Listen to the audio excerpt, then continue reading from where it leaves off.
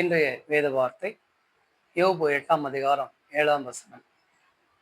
உம்முடைய துவக்கம் அற்பமாய் இருந்தாலும் உம்முடைய முடிவு சம்பூர்ணமாய் இருக்கும். ஆண்டவராக இயேசு கிறிஸ்து சொல்லுகிறார், நம்முடைய துவக்கம் ஒரு அற்பமாய் இருந்தாலும் நம்முடைய முடிவு சம்பூர்ணமாய் இருக்கும் என்று சொல்லி.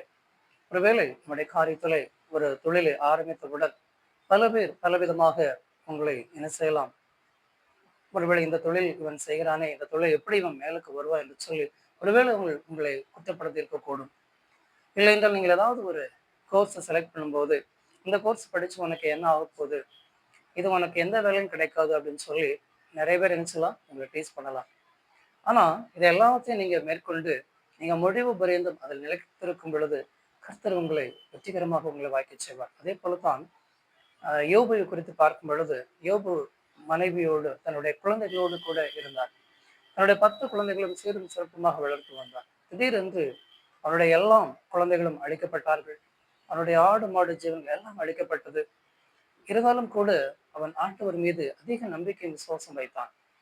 இறுதியாக அவன் இரட்டிப்பான சுதந்திரத்தை அவன் பெற்றுக்கொண்டான். பிரியமானவர்களே, அதன்படி அவருடைய வாழ்க்கையிலே நீங்கள் எந்த தொழில் செய்தாலும் சரி, எப்படிப்பட்ட பாடங்களை நீங்கள் படித்தாலும் சரி, நீங்கள் அதை உண்மையோடு உத்தமத்தோடு அதில் நீங்கள் செயல்படும் பொழுது கர்த்தர் நிச்சயம் உங்களுக்கு நல்ல ஒரு வெற்றியை கொடுத்து உங்களை ஆசீர்வதிப்பாராக. தொடக்கம் அற்பமாக இருந்தாலும் உங்களுடைய முடிவு சம்பூர்ணமாக இருக்கும். ஆமென்.